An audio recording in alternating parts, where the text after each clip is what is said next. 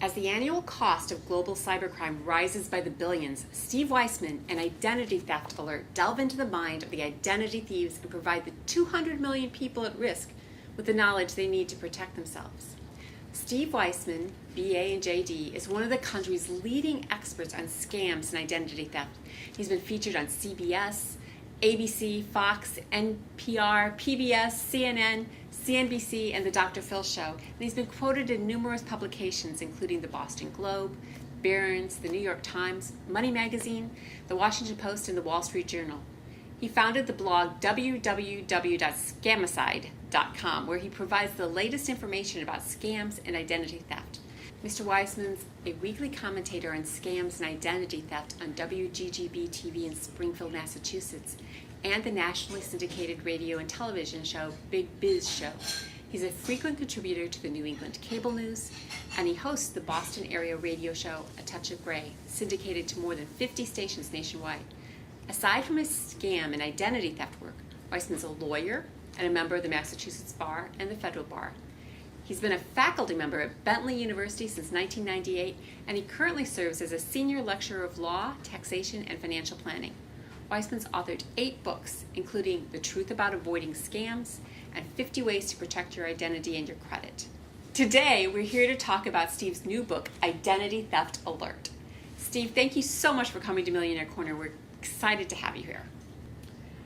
Let's talk a little bit about Facebook, because obviously a lot of people use Facebook. My kids use Facebook. They don't use Facebook as much as they used to because it's not cool to use Facebook anymore. Exactly, because we're on Facebook. Right. So talk a little bit about the dangers of Facebook as well as other social media and some of the things to protect yourselves.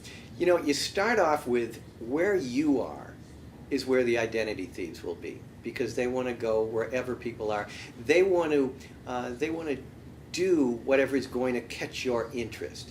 So I may get and it's easy to hack into someone's Facebook page. So I get a message from one of my friends, you've got to see this video of blank, blank, blank. Now it can be, maybe this is the nude celebrity photos, but it can also be something incredibly newsworthy. And so my lesson there is, once again, the trust me, you can't trust anyone. You can't click on those links unless you verified. And frankly, when someone is sending you something like this startling stuff, there's a good chance that could be loaded with malware. And it may be bogus in any event. So you want your gossip, go to TMZ. They're a legitimate website. They'll have often the real videos there first. Don't trust the things. Check your privacy settings, because there are things you can do. Don't put your real birth date on there. Don't give too much information.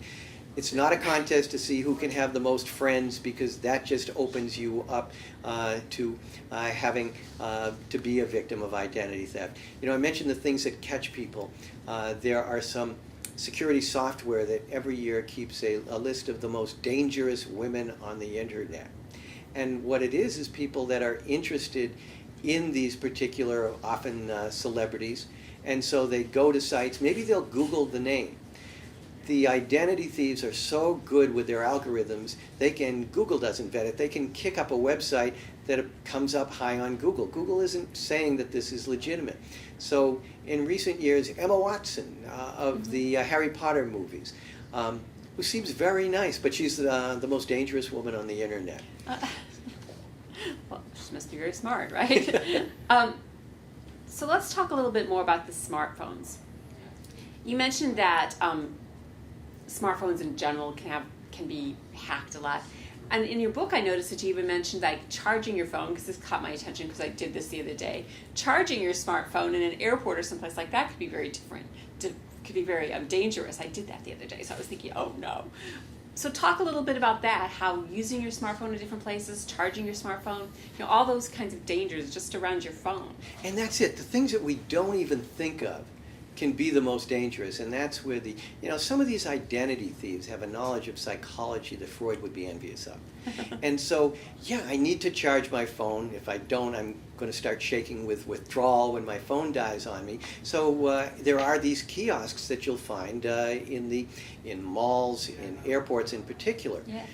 But how do you know who put it there? And that's the problem. So if it is in an airport, you might want to go to someone in an official position at the airport and find, is this a legitimate one? Because you can't be sure unless you've checked that out. So that's one thing that you really need to be careful of anytime you're going to attach. Beware of the Wi-Fi, because free Wi-Fi, you may be using legitimate Wi-Fi, but you may not. And so you may be providing information or access to a hacker who's sitting close by to you.